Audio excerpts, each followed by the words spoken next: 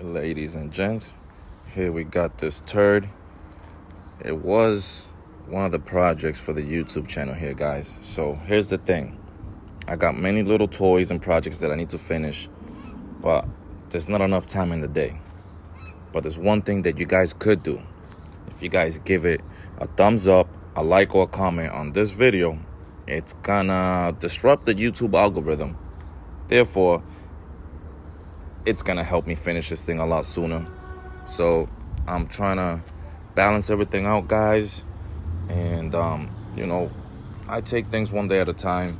I try not to take too much on my plate, but this is one thing that I want to finish so I could get a GoPro, shoot some footage.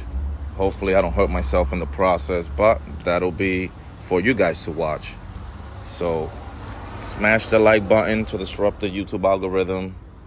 Thumbs up, thumbs down, either way, does not bother me. Rosie's still growing, you hear me?